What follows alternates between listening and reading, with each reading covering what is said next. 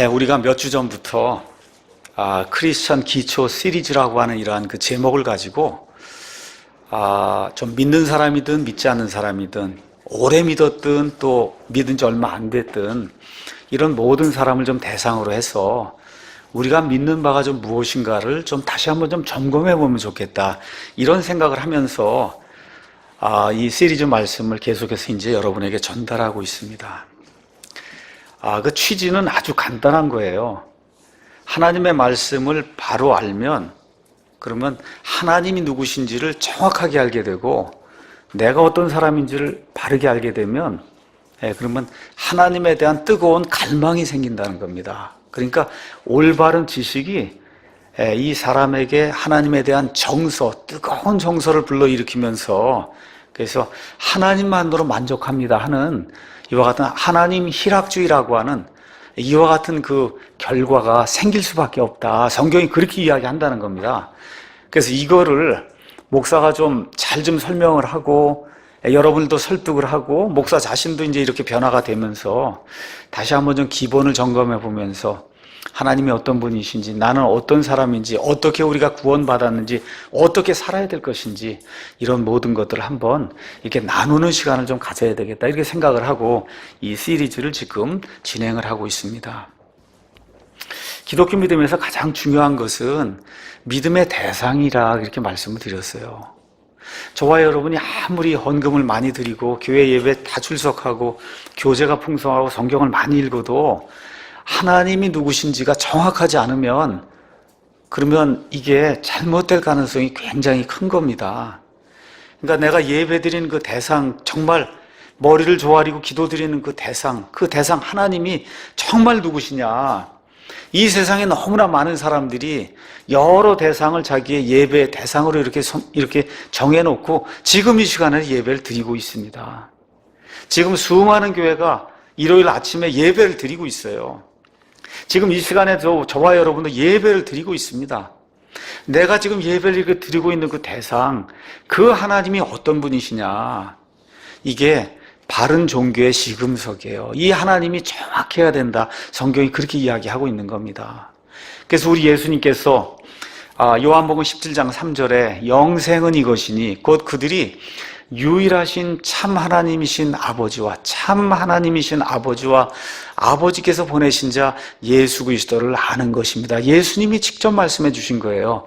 이런 거 저런 거 다 관두고 영원한 생명은 유일하신 참 하나님, 그 아버지와 아버지께서 우리를 구원하시기 위해서 이 세상에 보내주신 예수 그리스도, 이거를 꽉 붙잡고 아는 거, 이것이 영생이라고 지금 성경이 이야기해주고 있습니다.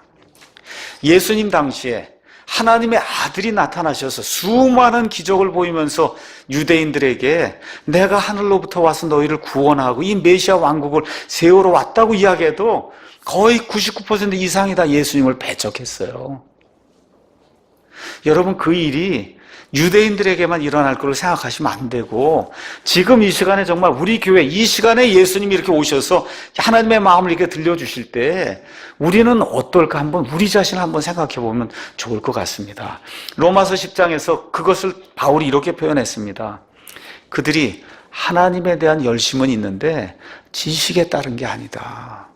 그렇게 하다 보니까 하나님의 의를 구하지 아니하고 자기 자신의 의를 구하고 이렇게 돌아다니면서 하나님의 의에 복종하지 않았다는 거예요. 예수님이 오셔서 보여주신 것이 하나님의 곧바름, 하나님의 올바름, 이걸 보여줬는데도 아닙니다, 고개를 설레설레 하고 나는 이걸 하겠다고 하고 예수님을 대적하고 결국 예수님을 죽이기까지 했다고 성경이 이야기하고 있는 겁니다.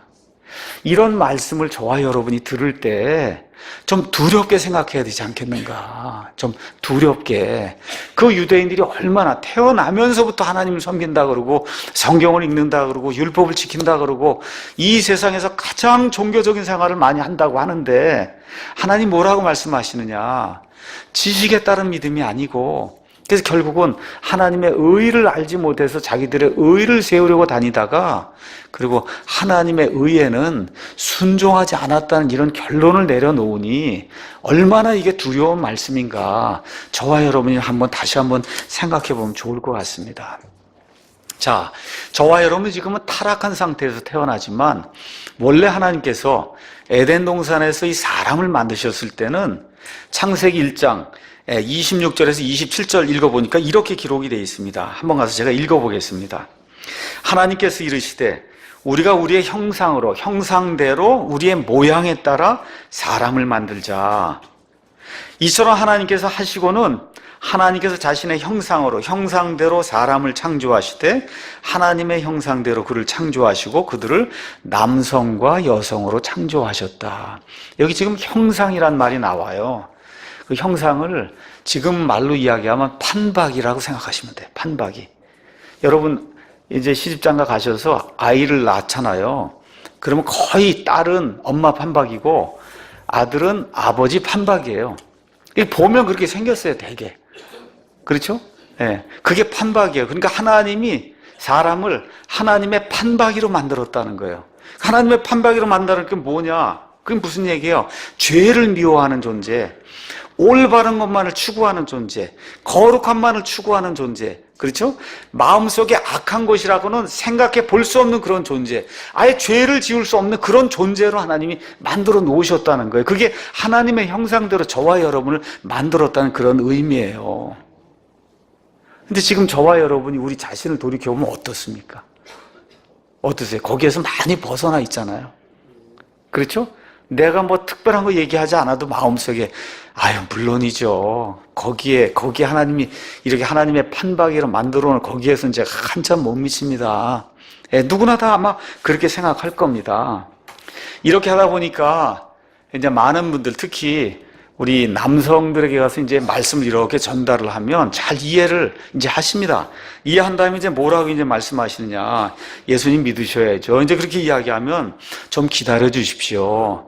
그렇게 이야기해. 좀 기다려 주십시오.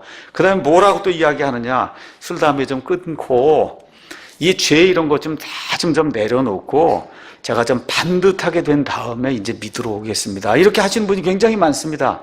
반듯하게 된 다음에.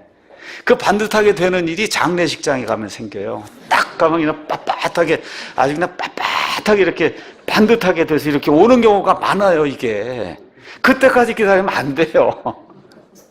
반듯하게 제가 되면 그때 믿으러 오기 너무 많습니다. 정말 반듯하게. 하나님을 잘 모르니까 내가 죄 있는 사람, 죄가 있다는 건 인지가 된단 말이에요. 내가 죄인이라는 건 인지가 돼요. 특별히 교회 다니면 술, 담배 안 한다. 여러분 사실 술, 담배 하는 건 죄라고 얘기하기도 어려울 정도로 이건 저급의 어떤 그런 문제예요. 이것 때문에 하나님 믿는 거 이건 무슨 방해되는 게 아닙니다, 이게. 근데 이제 사람들 가운데는 교회 가면 일단 술, 담배를 안 해야 된다고 하니까 괜히 술, 담배를 하면 죄가 더 큰 죄로 생각을 하고, 저와 여러분이 누구를 미워하거나 뭐 이런 거는 진짜 그거에 비하면은 10배, 1000배 더 무서운 죄예요. 그렇잖아요, 이게. 근데 이제 생각이 그렇게 들다 보니까 좀 빳빳하게 제가 좀 반듯하게 이렇게 좀 한 다음에 그때 하나님 앞에 가야지 제가 무슨 낯으로 제가 지금 가겠습니까? 그러고는 장례식장에 나타난단 말이에요. 그게 나타나면 되는데 본인이 거기 대상으로 나타난다, 그 얘기입니다. 이렇게 되면 안 되거든요. 그러니까 그런 말을 할 때는 이미 가서 말씀을 이렇게 전달해 줄 때 하나님의 그 형상에 내가 도달하지 못한 그런 존재입니다. 그 인정하는 거 아닙니까? 그렇죠? 그러니까 어떻게 해요? 부끄러우니까 제가 좀 고친 다음에 나타나야 되지 않겠습니까? 그렇게 이야기하는 거예요, 이게. 자, 그래서 어느 누구나 본인이 어떤 기준인데 그 기준에 못 미치게 사는구나, 이건 다 느끼고 있다는 겁니다. 이걸 내가 고치려고 자기 스스로 노력하는 게 성경은 종교라고 이야기하는 거예요. 이걸 난 구원받지 못한다, 그렇게 성경이 이야기하는 겁니다. 그래서 오늘은 왜 죄인이라고 하는가, 우리가 다 죄인이라고 그러잖아요. 제목을 왜 죄인이라고 하는가라고 이제 잡고 죄인이라고 하는 그 기준이 무엇인가를 여러분에게 좀 이제 말씀을 좀 드리도록 하겠습니다. 우리가 이제 로마서 1장 말씀을 읽었습니다. 로마서는 1장부터 16장까지 정말 성경의 보배 중에 보배라고 불리는 책이 로마서예요. 너무 귀한 말씀이 이 안에 이제 들어 있습니다. 사도 바울이 사역의 이제 후반부에 들어가면서 어느 면에서 이방인 이 민족들을 위해서 하나님이 어떤 분이신가 이런 거를 변증학적으로 좀 이야기하고 사람이 어떤 존재이고 왜 하나님의 의가 필요하고 예수 그리스도로 말미암아 구원받을 수밖에 없는가를 변증적으로 논리적으로 이렇게 사람들의 양심에 비추어서 생각해 볼 수 있도록 이렇게 이제 만들어 놓은 그런 책이 로마서입니다. 그래서 로마서 특별히 앞부분에는 사람이 타락하는 과정, 그 타락의 결과를 이렇게 잘 기록을 해놨습니다. 우리 한번 가서 로마서 1장 28절부터 31절에 있는 내용을 제가 한번 읽을 테니까 한번 사람이 타락한 결과가 무엇인가, 하나님의 형상 판박이에서 타락이 되니까 어떻게 되는가 한번 읽어보겠습니다. 제가 또한 그들이 자기 지식 속에 하나님 두기를 싫어하며 하나님을 알려고 하지 않는단 말이에요. 그렇게 하니까 하나님께서도 그들을 버림받은 생각에 내주사 하나님이 내어 놓으신 거예요. 이 이교도 세상에 로마 시대 그 주변에 있는 그 믿지 않는 그런 모든 사람들을 버림받은 생각, 도저히 생각할 수 없는 그런 존재로 이렇게 하나님이 내놓으셨다는 겁니다. 그래서 합당하지 못한 그 일들을 행하게 하셨으니 그들은 곧 모든 불의와, 우리가 이야기했죠. 예수님을 믿는 것은 하나님의 의를 입는 거다. 그래서 지금 이 사도 바울이 여러 가지를 이야기하는 게 첫 번째, 하나님의 형상에서 벗어나면 모든 불의를 행한다는 거예요. 옳지 못한 거, 음행, 사악함, 탐욕, 그 다음에 악의로 가득하며 시기와 살인과 논쟁과 속임수와 적개심으로 가득하고 수근수근하고 뒤에서 헐뜯고 하나님을 미워하고 사람을 업신여기고 교만하게 굴고 자랑하고 악한 일들을 꾸미고 부모에게 불순종하고, 우리 아이들 딱 이거 들으면은 아이들도 생각에 부모에게 불순종하고, 지각이 없어요. 지각이란 말은 understanding, 이해가 없어요. 뭘 이해를 이렇게 해주려고 그래도 이해가 없어요. 이해가 없는 것도 큰 죄라는 거예요. 이해가 없는 것도. 언약을 어기고 본성의 애정이, 그러니까 어머니 아버지로 태어나 이렇게 하면 아이를 낳고 이러면 본성의 애정이 있어야 되는데 그냥 갖다 버리는 거예요. 그냥 애들도 그냥 갖다 버리고, 화해하기 어렵고, 우리 교회 안에서도 화해하기가 너무 어려워요. 긍휼이 없다. 이게 낭독을 쭉 이렇게 해드리면 저를 비롯해서 많은 분들이 하나는 다 걸린단 말이에요. 여기 없다 하면 거기 맨 앞에 나와 있는 모든 불의한 거 다 행하거든요. 옳지 못한 거 행하는 거 거기에 지금 다 걸리는 거예요. 여기서 벗어날 사람이 단 하나도 없다. 지금 바울이 온 세상에 사는 모든 사람들에게 하나님의 말씀으로 이야기해 주는 겁니다. 그러면서 무엇라고 이야기하냐? 그들이 이런 일들을 행하는 자들은 죽어야 마땅하던 하나님의 심판을 알고도 같은 일들을 행할 뿐 아니라 그런 일을 행하는 자들을 기뻐하느니라. 그러니까 때를 지어갖고 하나님께 대적하면 그럼 하나님이 이길 수 있을 걸 생각하고, 그래서 악한 법을 만들고 악한 자들끼리 모여서서 그래서 악한 영화를 만들고 음악을 만들고 문화를 만들고 정치 세계를 만들고 이렇게 하면서 하나님을 대적하는 그런 일을 하고 있다고 성경이 우리에게 이야기하고 있습니다. 이 죄들의 명단이 여기 쭉 나와 있어요. 이게 다는 아닙니다. 다는 아닌데 그 중에 중요한 건 몇 가지만 얘기했고, 하나로 딱 그 죄가 뭐냐? 불의예요. 모든 불의, 옳지 못한 거, 이거 하나로 다 끝이 나는 거예요. 옳지 못한 거. 자, 그럼 이게 죄들의 명단이 이렇게 쭉 나와 있는데 이 명단이 뭘 이야기하는 거냐? 이것 말고도 수천 가지 수만 가지 죄가 많아요. 이거를 하나하나 다 지우려고 그러면 우리가 지울 수가 없습니다. 이건 뭐냐? 죄의 열매예요. 죄라고 하는 이 뿌리에서 나온 열매, 아니면 죄인이라고 하는 이 나무가 맺는 열매예요.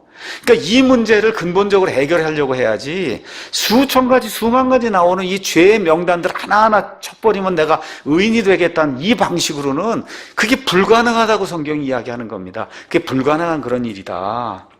자, 그러면 제가 여러분에게 오늘 왜 죄인이라고 하는가라는 제목을 여러분에게 알려드리고 지금 말씀을 전하고 있습니다. 죄인은 성경적으로 어떤 사람을 죄인이라고 이야기하냐? 하나님께서 이것을 하지 말라고 하시고 하나님께서 이것을 하라고 하셨어요. 그런 지식이 우리에게 다 들어와 있어요. 그 지식이 들어와 있으면 아는 게 이만큼 있는데 실제 내가 행하는 건 요만큼뿐이 못하면, 이렇게 되면 성경은 그거를 죄인이라고 이야기하는 거예요. 여러분 이해하시겠습니까? 이만큼을 알려줬어요. 알고 있어요, 제가. 그런데 그만큼을 못해요. 이 땅에 태어난 사람은 누구나 다. 그거를 성경은 죄인이라고 이야기한다. 그럼 그거를 조금 더 쉽게 이야기하려면 21절에 있는 말씀이에요. 21절에 있는 말씀, 그들이 하나님을 알되 그분을 하나님으로 영화롭게 그렇게 대우하지 않았다는 거예요. 이게 죄인이라는 거예요. 하나님을 아는데 하나님께 드려야 될 그 영광과 존귀, 마땅히 드려야 될 그거를 자기가 이만큼을 아는데 하나님께 요만큼만 드리면 그게 죄인이라는 거예요. 어렵게 생각할 게 없어요. 그게 죄인이다. 그렇게 이야기하는 겁니다. 쉽게 이야기하면 하나님을 하나님으로 대접하지 않는 게 죄라고 얘기하는 거예요. 여기 지금 우리 아이들에게 이야기할 것 같으면 여기 찬송이 찬양이 해서 다 엄마 아빠가 다 낳아줬는데 엄마 아빠가 뭘 우리를 위해서 해줬냐, 예를 들어 이렇게 이야기하거나 나는 하늘에서 그냥 뚝 떨어진 사람이지 엄마 아빠가 언제 날 낳았냐고 이렇게 이야기하는 게 그게 죄란 말이에요. 그게 죄. 토기장이가 이렇게 진흙을 가지고 이게 돌려갖고 그릇을 만들어 놨단 말이에요. 근데 그릇이 뭐라 그래요? 나는 홀로 태어났다. 이렇게 이야기하는 거예요. 나는 홀로 태어났다. 당신이 언제 나를 만들었냐 그러고 삿대질하고 이렇게 토기장이한테 이런 일이 사람에게 생긴다는 겁니다. 다시 말씀드려 하나님이 온 우주 공간과 사람을 만들어 놨는데도 불구하고 당신이 도대체 무슨 일을 했냐고 그렇게 이야기하면 삿대질을 하는 게 하나님을 하나님으로 영광스럽게 대우하지 않는 거, 이것이 죄라고 성경이 우리에게 이야기해 주고 있는 겁니다. 그래서 지난주에 하나님의 구원, 복음, 그 다음에 이런 모든 것들을 설명을 하면서 구원은 뭐라 그랬어요? 하나님의 의를 받는 거라 그랬잖아요. 그래서 복음에는 하나님의 의가 믿음에서 믿음까지 계시되어 있나니 이것은 기록된 바 의인은 믿음으로 살리라 함과 같으니라. 그러니까 구원받는 건 의를 찾는 거예요. 의를 찾는 거의 핵심은 뭐냐? 하나님을 하나님으로 인정하는 겁니다. 하나님을 하나님으로 인정하는 거예요. 제가 이제 이 설교를 준비하기 위해서 예를 찾고 이렇게 이제 하는 가운데 나폴레옹 이야기가 이제 나오더라고요. 나폴레옹 이야기 이제 하면서 왜 이야기를 드리느냐? 이 의를 우리가 찾아야 되는 이유는 우리가 비뚤어졌기 때문이에요. 생각이 지금 잘못돼서 하나님을 하나님으로 인정하지 않기 때문에 그런 거거든요. 자, 그러면 사람이 무엇이 잘못이 됐을까? 무엇이 비뚤어졌을까? 나폴레옹이 이제 전쟁을 하고 어디까지 가서 전쟁을 했냐면 이집트하고 시리아까지 가서 전쟁을 프랑스에서 배를 타고 이렇게 가서 전쟁을 하고 거기를 다 정복을 하고 그리고 이제 승리한 다음에 이제 돌아가는데 이제 배를 타고 이렇게 돌아가는 거예요. 공해가 하나도 없는 가운데 저 밤에 이렇게 이게 보니까 온 우주가 얼마나 멋있었겠어요. 이게 돌아가는 가운데 그 부관들하고 군인들끼리 논쟁하는 그런 것이 이제 들려왔습니다. 그래서 나폴레옹이 듣지 못한 척하고 이제 가만히 이게 들어보니까 대화의 내용이 뭐냐? 하나님이 없다는 거예요. 하나님이 없다는 거예요. 그 대화 내용이. 그래서 가만히 듣고 있다가 나폴레옹이 하나님을 믿는 사람인지 아닌지 모르지만 불쑥 일어나서 나폴레옹이 그렇게 이야기했다는 거예요. 여러분, 저 하늘에 저 달과 별들을 한번 보기 바랍니다. 저거 누가 만들었겠습니까? 그렇게 이야기했다는 거예요. 여러분 한번 생각해 보세요. 수족의 사람이 셀 수가 없을 정도로 많은 저와 같은 해와 달과 별들, 저걸 누가 만들어 놨겠는가? 이거를 모르는 사람이 어디 있겠냔 말이에요. 저게 그냥 생길 리는 없지 않겠습니까? 그렇죠? 그만한 지식은 누구에게나 다 있다는 거예요. 그런데 그걸 만든 하나님께 존귀와 영광을 돌리지 않는 그게 죄라고 이야기한다는 거예요. 하나님 보실 때는. 자, 그래서 지금 이 시간에 아마존 밀림에 가면 정말 아무것도 모르는 그런 야만인들이 있습니다. 그래서 나무에다 절하고 돌을 깎아서 절하고 지금 그러고 살고 있어요. 이 사람들 지금 이렇게 도시로 데려다가 다 씻기고 목욕시키고 이렇게 이제 하고 그래서 정신이 좀 이렇게 올바르던 상태에서 하늘에 저 해와 달과 별 이런 걸 좀 보여주면서 저게 그냥 생겼겠냐 아니면 누가 만들었겠냐 하고 이야기하면 정신을 조금만 차리면 그럼 어떻게 저건 만들지 않고는 불가능한 거죠. 그냥 생길 수 없다고 누구라도 그렇게 이야기할 수밖에 없는 그거를 하나님이 사람의 마음속에 집어넣었다는 겁니다. 이 세상에 태어난 모든 사람은 최소한 그 정도의 지식은 가지고 태어난다는 거예요. 그 지식을 가지고 살면서 그 지식보다 덜하게 하나님께 대해 영광을 돌리면 그걸 하나님은 죄라고 이야기한다는 거예요. 여러분, 술, 담배 먹고 뭐 이렇게 해서 그런 죄를 이야기하는 게 아니라 하나님을 마땅히 하나님으로 영광스럽게 대접하지 않는 거가 죄라고 이야기한다는 겁니다. 그래서 여기 18절 가서 보니까 하나님의 진노가 불의 안에서, 하나님은 지금 의를 이렇게 추구하시고 의로운 그런 분이신데 사람은 불의를 추구해요. 그래서 불의 가운데 살면서 진리를 붙잡아둔다는 얘기는 진리가 여기 들어왔단 말이에요. 하나님이 이걸 만들었구나, 이런 모든 게 진리가 있는데 진리가 움직이지 못하도록 진리를 꼭 잡아매는 겁니다. 움직이지 못하도록. 그게 지금 진리를 붙잡아 두는 거예요. 이렇게 두는 이 사람들에게 모든 경건치 아니한 것과 불의를 대적하여 하늘로부터 계시가 됐다. 이게 뭐 계시가 됐다는 게 뭐 이게 아니고 드러났다는 거예요. 그러니까 하나님의 진노, 하나님의 심판. 왜 심판이 이루어지냐? 죄인들에게 심판이 이루어진다는 겁니다. 죄인들에게 심판이 이루어지는 그 일이 이미 드러났다는 거예요. 진노는 죄인들, 에베소서 나와 있는 5장 6절, 골로새서 3장 6절에 나와 있는 말씀의 표현에 따르면 불순종의 자녀들에게 하나님의 진노가 임한다고 성경이 그렇게 이야기하고 있습니다. 여러분이 저와 함께 성경을 읽으실 때 진노, 영어로 wrath라고 하는 그런 단어를 가서 보시면 거의 100% 하나님이 사람에게 내려주시는 혹독한 것과 같은 심판을 표현할 때 그걸 하나님의 진노로 표현했어요. 그래서 여러분 계시록 가서 보시면 하나님의 진노라고 하는 그런 표현이 굉장히 많이 나옵니다. 이 하나님의 진노. 자, 그러면 왜 하나님께서 이런 죄인들, 불순종하는 자들에게 하나님의 진노를 퍼부으시냐? 왜 그 사실이 드러났느냐? 19절. 이는 하나님을 알만한 것이 그들 속에 분명히 드러나 있기 때문이라. 하나님께서 그것을 그들에게 보여주셨다는 거예요. 지금 바울이 이야기하는 바가 이 세상에 태어난 모든 사람 중에 하나님을 알만한 것, 그건 나는 하나도 없습니다. 그런 사람은 없도록 하나님이 만들어 주셨다는 거예요. 그런데도 불구하고, 아는데도 불구하고 그 진리가 내 속에 들어와서 하나님께 대해 반응을 하지 못하도록 진리를 그냥 꽁꽁 묶어 놓는 겁니다, 이게. 그런 사람들이 10명, 20명 이렇게 돼서 국가를 만들고 뭐 문화를 만들면 절대 하나님을 알지 못하도록 아주 꽁꽁 묶어 놓는 그런 사회를 만들어 놓으면, 그럼 거기서 태어나게 되면, 거기에 빠지게 되면, 그럼 어떻게 버림받은 생각 속에 들어가기 때문에 하나님을 알 수 없게 된다고 성경이 이야기를 하고 있는 겁니다. 그러면서 20절에 그분의 보이지 아니하는 것들과 그분의 영원하신 권능, 이 파워, 영원하신 권능과 신격, 삼위일체 하나님이라고 하는 것, 하나님이 한 하나님으로 존재한다는 이런 사실, 아버지 하나님, 아들 하나님, 성령 하나님, 이 신격은 세상의 창조 이후로 분명히 보이며 만들어진 것들을 통해 깨달아 알 수 있나니 그러므로 그들이 변명할 수 없느니라. 이렇게 이야기하고 있는 거예요.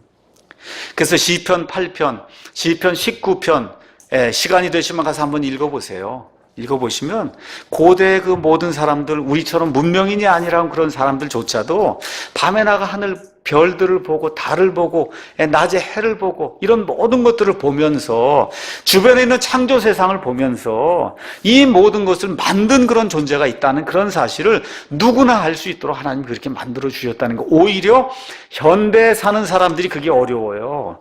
왜? 세상을 볼 수 있는 그와 같은 기회가, 별들 지금 보기 어려운 그런 세상에 지금 살고 있지 않습니까? 지금 그렇게 이야기하고 있는 겁니다. 자, 이렇게 이야기하면 이제 반대하는 사람들이 뭐라고 이야기하느냐? 희미하게 그런 걸 알 수 있다. 예를 들어 이교도들, 예를 들어 오래전에 살던 조선시대 사람들, 뭐 고려시대 사람들, 과거의 이집트 사람들, 그 희미하게 이 사람들이 알 수 있었다 해도 실제로 삼위일체 하나님이라든지 구원자 예수님이라든지 그 하나님이 성육신 했다라든지 이런 모든 걸 다 아는 사람이 어디 있냐. 그런데도 불구하고 이런 사람들 죄인이라 그러면, 그리고 이런 사람들 정죄하면 어떻게 되느냐. 하나님 불공평한 게 아니냐. 이렇게 주장할 수 있잖아요. 맞습니까? 예. 밖에 나가서 얘기하면 그런 거예요. 고려시대 사람들은 어떻게 구원받을 수 있냐. 그런 사람 어떻게 지옥에 넣을 수 있냐. 오늘 사도 바울이 하나님의 말씀을 우리에게 주시는 것이 뭐냐 잘 이해하셔야 됩니다. 우리가 정죄받아 지금 죄인이 돼서 정죄받는 것은 예수님을 몰라서 정죄받는 게 아니라는 거예요. 다시 말씀드립니다. 저 셋째 하늘에 사는 미가엘 천사장이 있어요. 가브리엘이 있어요. 엄청난 지혜를 가지고 있는 그런 존재들이 있어요. 우리가 그런 존재가 되지 못하기 때문에 그래서 죄인이 되는 게 아니라는 거예요. 그래서 뭐냐? 어느 누구나 하나님의 형상을 가지고 있고, 그래서 하나님의 도덕적, 윤리적 성품이 이 안에 다 박혀 있다는 거, 이 세상에 사는 모든 사람에게는.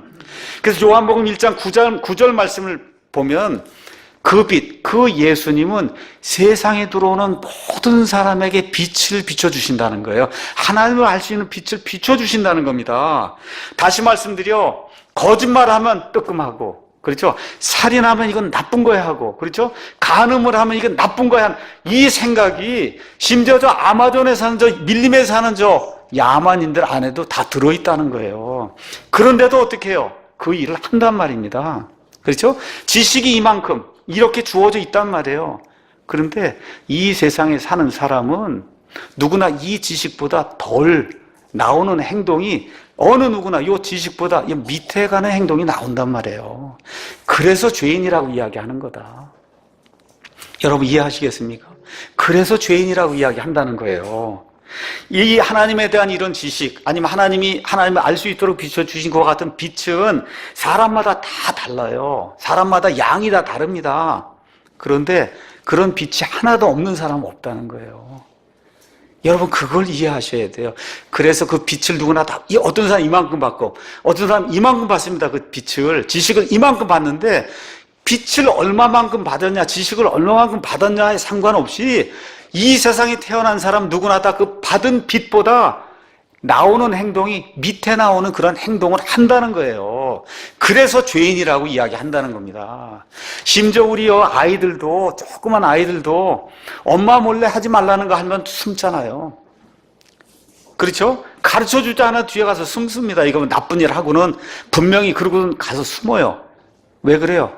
양심 속에 이미 이게 엄마 말을 안 들으면 안 된다는 게 이미 들어와 있기 때문에 가르쳐 주지 않아도 그 일을 행하고 나면 숨어야 되겠다는 생각이 든다는 거예요. 그래서 우리의 첫 조상 아담과 이브가 죄를 짓자마자 어때요? 도망가잖아요.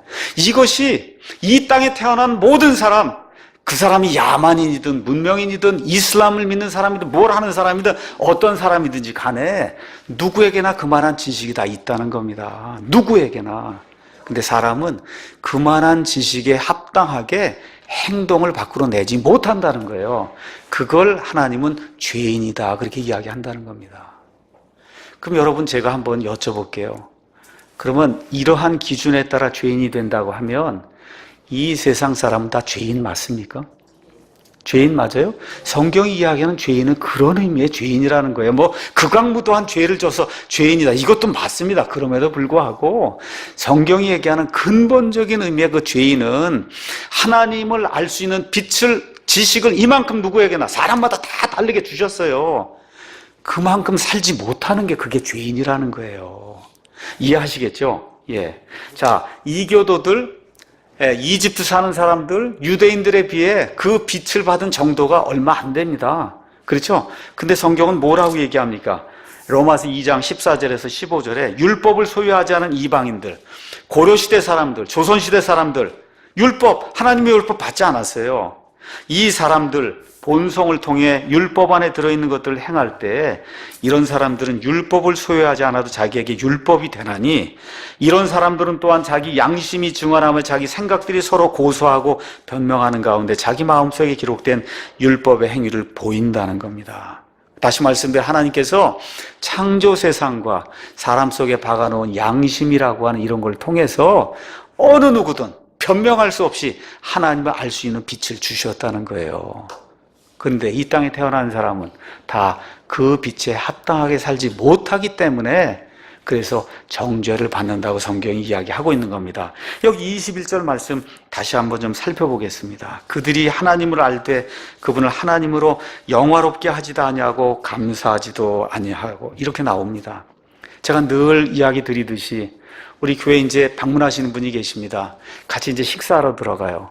근데 새로 오시는 분들이 있어요. 그래서 그런 분들에게 어떻게 하나님을 소개하는지 아십니까? 아주 간단한 거예요. 개도 주인을 알아보시는 거 아시죠? 예, 예수님 믿고 구원받는다는 건 하나님을 알아보는 겁니다. 하나님이 내 주인이라는 걸 알아보는 거. 어려운 일 아니에요. 제가 뭐 어렵다, 이게 뭘 설명을 막 그렇게 할 수도 없고, 지금 아무것도 모르는 분이 들어왔어요. 교회 왔단 말이에요. 그분이 이해하는 거는 개도 자기 주인 알아보는 거 이해하잖아요. 여러분, 개 한번 키워보세요. 밖에 나갔다 들어와 보세요. 펄쩍 뛰고 그냥 난리가 나요. 너무 좋다고, 주인이 온다고. 그렇죠, 여러분? 예. 예수님을 믿고 구원받는다는 건 그거라는 거예요. 나를 지은 주인이 있다는 사실을 생각하고 살아라. 그 주인을 인정하는 게 예수님을 믿는 거라는 겁니다. 그걸 여기 이렇게 표현한 거예요. 그들이 하나님을 알되 누구에게나 그 지식이 있단 말입니다. 근데 하나님을 하나님처럼 대우를 안 하고 하나님께 감사하지 않는 그런 삶을 산다는 겁니다. 그래서 이거를 로마서 3장 19절에는 사도 바울이 이렇게 표현했습니다. 이제 우리가 알거니와 율법이 어떤 것을 말하든지 십계명에 나와 있는 그 말씀 10가지 명령이 무엇을 말하든지 그것은 율법 아래 있는 자들에게 말하나니 이것은 모든 입을 막아 온 세상이 하나님 앞에서 유죄가 되게 하려 합니다. 여러분, 십계명의 말씀 한번 읽어보세요. 그거 지킬 수 있는 사람이 있어요? 없잖아요. 그러니까 어떻게 되는 거예요? 유죄가 된다는 거예요. 유죄가 된다. 그 무슨 이야기냐? 거울 앞에 가서 이렇게 서시면 제가 이렇게 혼자 이렇게 앞을 보고 다니면 제가 여기 뭐가 묻었는지 더러운지 뭐가 어떻게 생겼는지 모릅니다. 근데 요즘 가서 제가 이렇게 세수하고 그래서 딱 보니까 이제 여기 눈썹이 하얀 게 나오더라고요. 도사처럼 되는 것 같아요. 그래서 저희 집사람 버려 이거 하나 빼라 그렇게 얘기했더니 우리 집사람도 나이가 늙어서 이제 들어갔고 못 빼는 거예요, 이거를. 아, 이제 우리가 나이가 들었구나. 그걸 뭘 통해서 하냐? 거울을 보고 한 거예요, 제가. 율법이 그걸 해주는 거예요. 하나님의 법은 뭘 얘기했냐? 너 더럽다. 그걸 보여주는 거예요. 근데 그 거울은 죄를 없애진 못해요. 다만 더럽다는 거. 하나님 보기에 옳지 못하다는 것만 보여주는 겁니다. 그걸 보여주니까 보고 나니까 어때? 흰 눈썹이 있구나. 그렇게 이해가 되듯이 내가 더러운 존재구나. 하나님 앞에 서면 그렇게 되니까 어때? 모든 입을 막아. 나는 의롭습니다. 나는 착합니다. 이런 입을 다 막고 하나님 앞에 모두가 유죄가 되게 하려고 하나님이 그 법을 주셨다는 거예요. 여러분 이해하시겠죠? 예. 근데 이거에 반대하는 사람들이 있어요. 뭐라고 이야기하냐? 자, 고대 이집트에 살던 사람들, 그렇죠? 고대 그리스에 살던 사람들, 뭐 신들을 만들고 이런 모든 사람들, 하나님에 대한 지식이 없기 때문에 이런 사람을 하나님이 정죄하면 그러면 하나님 공평한 하나님이 아니다. 이렇게 주장을 한다는 거예요. 여러분, 지금부터 4,000년 전에 아브라함이 이집트에 들어갔습니다. 홍수 이후에 아브라함이 이집트에 들어갔더니 거기 뭐가 있어요? 엄청난 기자의 피라미드가 있는 거예요. 아브라함이 처음 본 거예요. 그 피라미드는 지금 이 시대, 현 시대에 사는 사람들이 아무리 머리가 좋아도 컴퓨터로 뭘 하는 거 이런 거 말고 손으로 지으라 그러면 지금 기중기를 갖고도 그렇게 지울 수 없을 정도로 정교하게 지어놓은 거예요. 이해하시겠죠, 여러분? 예, 바빌론의 공중정원, 또 에베소 사람들이 섬기던 다이아나 신전, 엄청난 규모로 기둥을 만들고 다 그렇게 해놓았단 말이에요. 뭘 이야기하는 거냐? 여러분, 엄청난 거 만들었죠, 그 사람들이. 그걸 만들었으면, 그러면 우주와 온 우주 공간에는 해와 별과 이런 달을 누가 만들었을까 하는 거를, 그거를 생각을 해야 된다는 거예요. 그거를 생각할 수 있는 이성과 양심을 하나님이 다 주었는데도 불구하고, 어떻게 해요? 안 하고, 그리고 우상들을 숭배했기 때문에 하나님이 유죄라고 이야기한다는 거예요.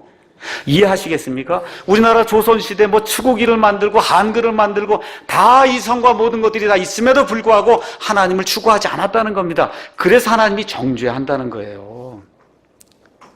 그런데 누가 정말 이교도인가 저와 여러분이 한번 이 시간 한번 생각해 보면 좋을 것 같습니다. 4,000년 전에서 살던 저 비기한 야만인 이교도 그렇게 이야기하거든요. 자, 그런데 진짜 지금 이 시간 21세기 최첨단 문명에 살고 있는 저와 여러분이 그 사람들보다 더 이교도예요. 핸드폰을 만듭니다, 여러분. 핸드폰. 그거 엄청난 기술이에요. 인공위성을 쏩니다. 핵폭탄을 만들어요. 그렇죠? 150층, 200층 건물을 지어요. 그 짓고는 뭐라 그래요? 이거 우리가 지었다. 그렇게 얘기하잖아요. 그렇죠? 그러고는 뭐라 그래요? 나는 원숭이에서 났다 그래요. 그냥 돌덩어리가 오랜 시간 지나면 내가 된다. 이렇게 이야기하는 이게 야만인이라는 거예요, 이게. 여러분 이해하시겠습니까? 그래서 여기 나와 있는 이 로마서에 있는 말씀은 지금부터 2000년 전에 그 하나님을 알지 못하던 이교도 세상을 향해 준 말씀이 맞지만 지금 저와 살고 있는 21세기 한국과 미국과 문명 세계가 그 당시보다 더 야만 세계라고 하는 사실을 저와 여러분 이해를 해야 되는 거예요. 더 야만인의 그와 같은 삶을 살고 있는 거예요. 그럼 아마존에 살고 있는 그 야만인은 어때요? 화살을 만들어요. 창을 만들어 뭐 하잖아요. 그거 누가 만든 거예요? 자기가 만든 거잖아요. 그러고는 이 모든 것은 다 저절로 생겼다고 그렇게 생각하면 그 사람도 죄인이라는 거예요. 그러니까 우리가 이 땅에 존재하는 한 무언가를 다 만들어야 됩니다. 야만이든 문명인이든 다 무언가를 만들면서 살고 있어요. 이건 만든 건 내가 만들었다고 이야기하고 온 우주공간과 나 자신은 하늘에서 그냥 뚝 떨어졌다고 이야기하는 그것 자체가 하나님을 하나님으로 영화롭게 하지 않는 거기 때문에 그런 삶을 살면 예수님을 믿든 믿지 아니하든 간에 그런 삶을 삶 하나님이 유죄라고 이야기한다는 거예요. 너는 정죄받을 수밖에 없다. 내가 이만큼의 지식을 주었는데 그 지식에 합당하지 못하게 요만큼만 살기 때문에 이런 시스템하에 살고 있는 모든 사람은 유죄라고 하나님이 이야기하신다는 거예요. 이해하시겠죠? 예. 자, 이런 이교들에게 나타나는 공통현상이 22절에서 23절에 나와 있습니다.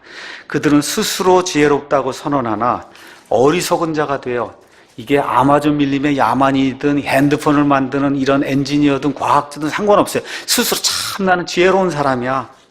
근데 어리석은 자가 돼서 어떻게 썩지 아니할 하나님의 영광을 하나님을 영화롭게 해야 된다 할 때 그 하나님의 그 영광을 썩을 수밖에 없는 사람이나 부처, 돌덩어리, 마리아 이런 거 만들고 새나 네발 달린 짐승이나 기어다니는 것 같은 형상으로 바꾸고는 거기 가서 절을 한다는 거예요. 이제 우리가 기회가 되면 우리가 또 다 같이 기회가 되면 한번 가야 될 때가 있어요. 로마 교황청을 이제 우리가 한번 이제 가보면 로마 교황청 아시죠? 거기를 한번 가보면 야 진짜 이럴 수가 있나? 가서 한번 다 우상덩어리야. 그래서 처음부터 끝까지 다 우상덩어리를 해놓고는 그게 세계 최고의 종교라 그러고 수많은 사람들에서 절하는 그런 모습을 여러분 한번 가서 보시면 가슴을 치게 될 거예요. 야, 이렇게 어리석을 수가 있나? 그게 한두 명이 아니에요. 한두 명이 아니에요. 불교, 힌두교, 천주교 이렇게 다 합치면 그거 어떻게 돼? 수십억의 사람들이 지금 여기 있는 그대로 이런 삶을 지금 살고 있다는 거예요. 하나님 이런 지식을 주셨는데 그거 다 무시하고, 그렇죠? 돌덩어리, 쇠덩어리, 나무 조각 거기 이거 해서 거기 가서 이게 하나님입니다 하고 머리를 숙이고 지금 경배하고 있다는 거예요. 한번 가서 보시면 어떤 분이 거기 한번 다녀오시든지 야 정말 이렇게 안심할 수가 있나 가서 들어가면서도 끝까지 다 우상덩어리입니다. 예. 자, 그래서 성경이 뭐라고 이야기하느냐, 이러한 지식에 합당하게 사는 사람은 한 사람도 없다는 거예요. 로마서 3장 10절에 이것은 기록된 바 의로운 자는 없나니 단 한 사람도 없다. 단 한 사람도 없다는 겁니다. 3장 23절에 모든 사람이 죄를 지어 영광에 이르지 못했다. 그래서 하나님의 영광, 하나님의 의에 이르지 못한 이런 사람을 죄인이라고 이제 이야기하는 겁니다. 자, 그럼 하나님이 우리를 죄인이라고 이야기할 때 판단의 기준이 뭐냐? 그것은 죄의 정도. 참, 저 사람 참 악한 죄를 졌어. 죄가 1000개야. 이 양에 의해서 하나님이 죄인이라고 이렇게 판단하는 것이 아니라 하나님이 우리 모두에게 주신 빛이 있어요. 지식이 있어요. 그 지식이 이만큼 있는데 그것보다 살지 못하면 하나님이 그걸 죄인이라고 이야기하는 거예요. 그래서 이 세상 모든 사람이 죄인이라는 거, 이거를 저와 여러분 이해를 해야 내 자신도 동의가 되고 남에게 가서 전도를 할 때도 술, 담배 때문에 죄인이라고 하면 안 돼요. 그게 아니고, 예. 하나님이 우리를 알 수 있다, 하나님이 알 수 있도록 만들어준 이 양심과 창조 세상의 이런 모든 거, 이거를 보고도 하나님이 어디 있냐고 이야기하는 그게 죄라고 이야기하는 거, 그거를 저와 여러분이 이해를 하셔야 됩니다. 자, 그러면 죄에도 경중이 있어요. 그것은 뭐냐? 하나님이 이만한 지식을 주셨어요. 근데 요만큼뿐이 못 살아요. 어떤 사람은 요만한 지식을 줬는데 요만큼까지 살아요. 다시 말씀드려, 아마존 밀림에 사는 그런 야만인보다는 지금 기독교 국가라고 하는 미국에 태어난 사람, 한국에 태어난 사람이 더 많은 빛을 받는 거예요. 맞습니까? 더 많은 지식을 받고 있는데 거기 합당하지 못하게 살면 더 큰 정죄를 받는다고 성경이 이야기를 하는 거예요. 기독교 가정에서 태어난 아이가 있고 불교 가정이나 이슬람 가정에서 태어난 아이가 있어요. 어느 아이에게 하나님이 더 많은 빛을 주시는 거예요. 기독교 가정에 태어난 아이에게 더 많은 빛을 주시기 때문에 그런 가운데 믿지 않으면 더 큰 정죄를 하나님이 그 사람에게 내린다는 겁니다. 둘 다가 믿지 아니하면 둘 다가 다 유죄지만 같은 유죄라 해도 하나님이 주시는 이와 같은 이 정죄의 크기가 다르다는 거예요. 그게 지금 성경이 이야기하는 공정함입니다. 자, 이렇게 될 때 현대인들이 만든 죄악이 21절에서 22절에 나옵니다.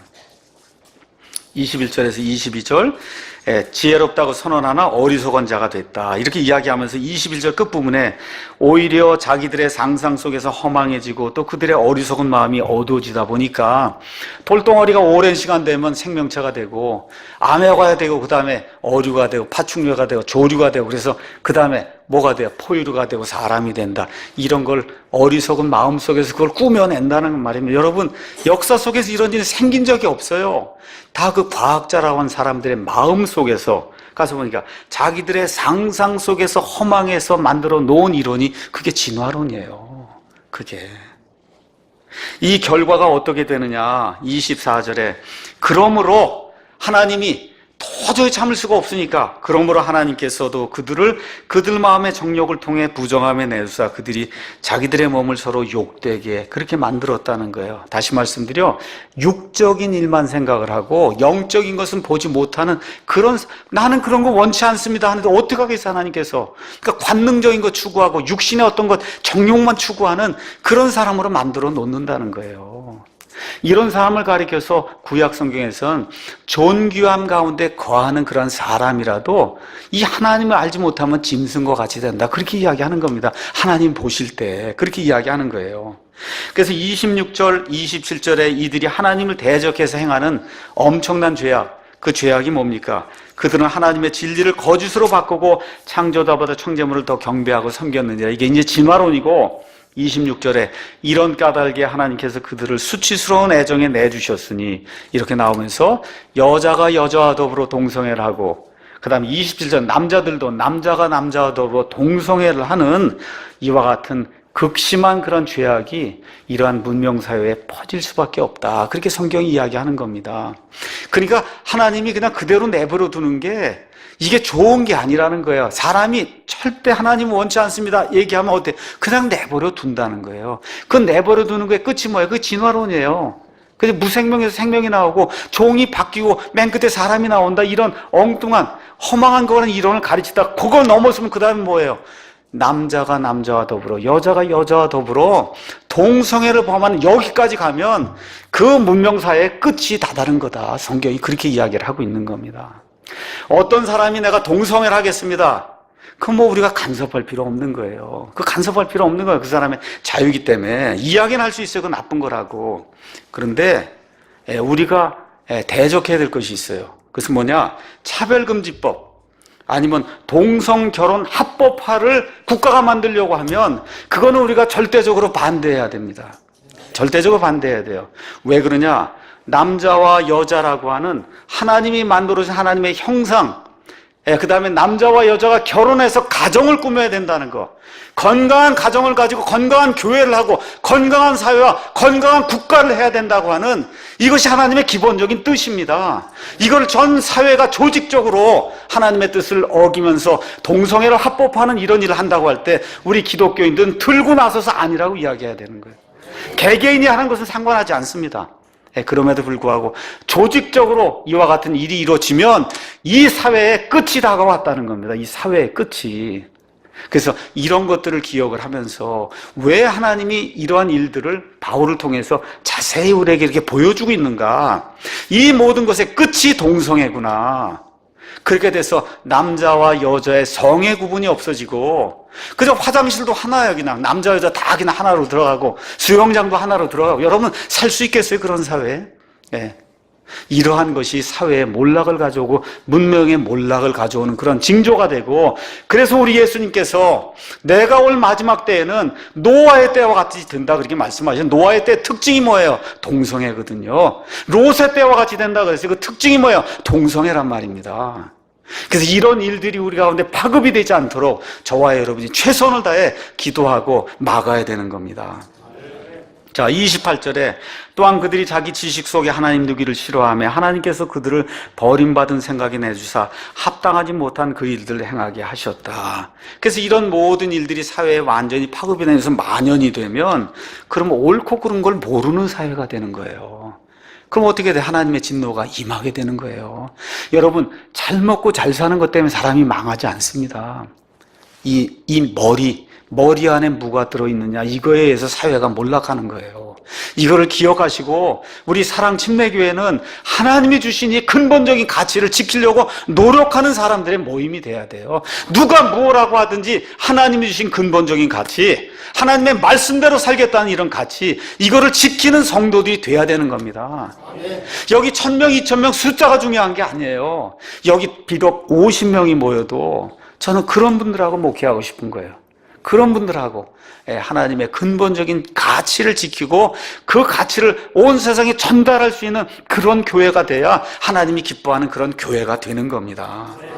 그래서 이런 것들이 만연하게 되면 하나님은 어떻게 해요? 이거 줄을 놔버리는 거예요. 그럼 어떻게 해요? 버림받은 생각으로 그냥 내어놓으시면 사람들이 먹고 사는 거, GNP가 5만 불, 7만 불이 돼도 지금 스웨덴이, 여러분 가서 한번 보세요. 하나님 전혀 모릅니다. 노르웨이 세상에서 제일 좋다 그러죠. 하나님 전혀 몰라요. 여러분 그런 데 가서 살고 싶으세요? 하나님 전혀 몰라요. 네, 말 그대로 야만이네요.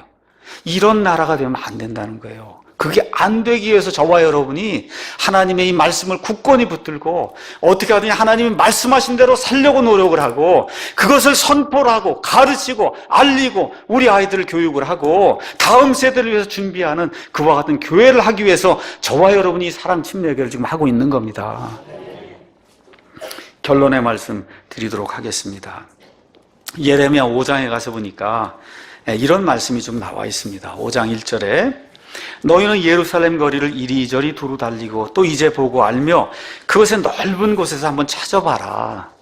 만일 너희가 판단의 공의를 지평하며 진리를 구하는 사람을 한 사람이라도 찾을 수 있거나 혹은 거기에 그런 자가 있다면 내가 예루살렘을 용서하리라.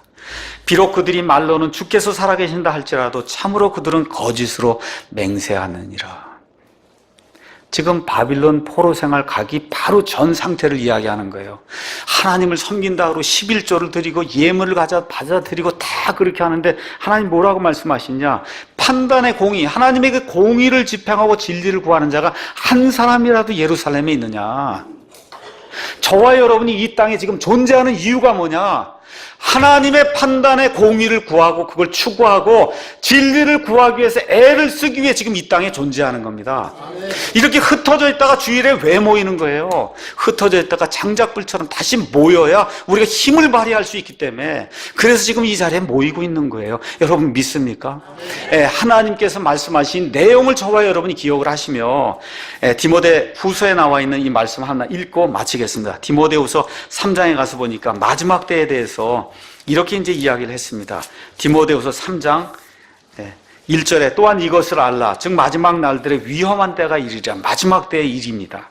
사람들이 자기를 사랑하며 탐욕을 부리며 자랑하며 교만하며 신성모독하며 부모에게 불순종하며 감사하지 아니하며 거룩하지 아니하며 본성의 애정이 없으며 협정을 어기며 거짓 고소하며 절제하지 못하며 사나우며 선한 자들을 멸시하며 배신하며 고집이 세며 높은 마음을 품으며 하나님을 사랑하기보다는 쾌락들을 더 사랑하며 아까 사도 바울이 로마서 1장에 나와 이렇게 해놓은 그 죄의 명단하고 거의 똑같죠? 그렇죠? 근데 맨 마지막에 가장 중요한 게 있어요. 우리 5절 다 같이 한번 읽어보겠습니다. 하나님의 성품의 모양은 있으나 그것의 능력은 부인하리니 이런 자들에게서 돌아서라.